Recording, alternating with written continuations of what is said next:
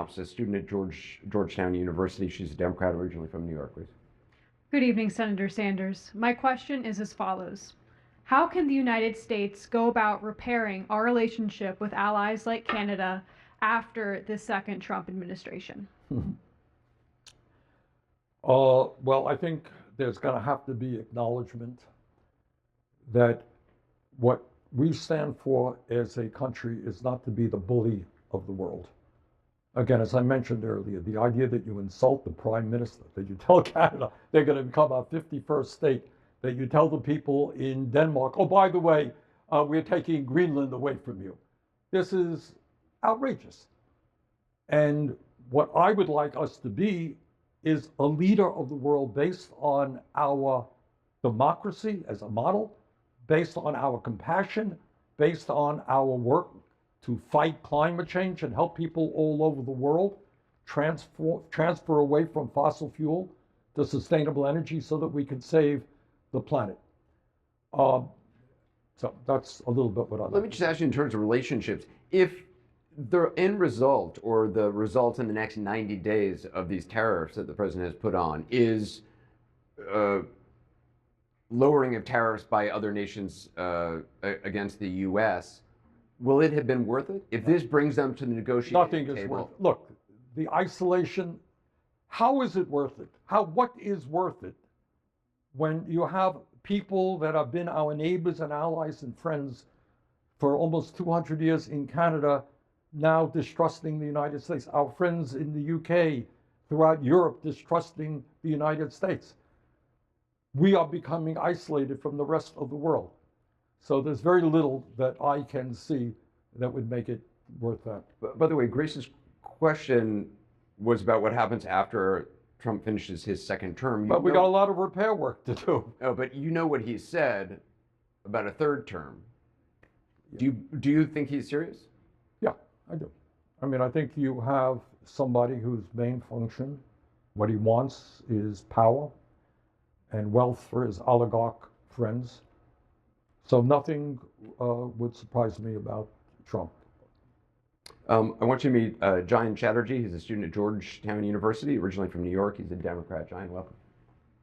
Hi, Senator Sanders. Senator, for many years, your theory of power has rested on a critique of oligarchy. But in the past few years, around the world, the rise of populist right-wing leaders has seemed even more closely related to a loss of faith in institutions, loss of faith in the media, in public health authorities, in judiciaries, and of course, as you mentioned, in democratic political bodies. Is a singular focus on oligarchy sufficient to address the skepticism in democratic institutions that has driven many Americans and people around the world to the far right? That's a great question. Thanks. Oh, look. See, American universities. There you go. Here's what I think. I don't think that Donald Trump was elected president because he went around the country telling folks that he was going to give massive tax breaks to billionaires and cut Medicaid, or that he was going to eviscerate the Social Security Administration or throw 83,000 workers off of the Veterans Administration, or that he was going to cut Medicaid. That's not why he was elected president. He was elected president, I think, because many, many millions of people are looking at the economic and political system in America and understand that it is not working for them. Right? You tell them to go out and vote, and they go out and vote, and what happens? Over the last 52 years, the average American worker, in inflation accounted for dollars, is earning less than he or she did 52 years ago. And there's been a massive transfer of wealth during that period to the top 1%. Oh, go out and vote. Go out and vote for this candidate or that candidate. Really? Who cares? What does it matter? The rich get richer. I am struggling. Richest country in the world, 60% living paycheck to paycheck. Now, tied to that, and this is an issue that we have to talk about tonight, and I'd love people's feelings about it. And we don't talk about it in media, and we don't talk about it in Congress very much, is when you talk about people losing faith in the American political system, it's justified because you have a corrupt campaign finance system. So you get one vote and you get one vote, and Elon Musk can spend $270 million to help elect Donald Trump to become president, and then his reward is he becomes the most powerful person in government. And it's not just Republicans.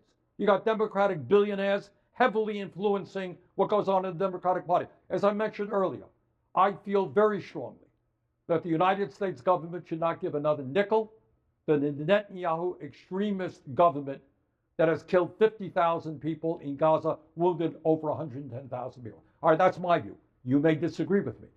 But you got AIPAC telling any Democrat who stands up to Netanyahu, guess what, we're going to primary you. We're going to spend millions of dollars to defeat you. So does it sound like we're living in a democracy when Musk can intimidate any Republican? You stand up to me, we're going to primary you. We're going to defeat you. We got a corrupt campaign finance system influencing both political parties. So the average American says, yeah, I got one vote. And Musk can spend hundreds of millions of dollars. Is that a democracy? Why should I vote? And then Trump comes along and says, the whole system is broken. And I'm gonna annihilate the whole system. Well, the system is broken.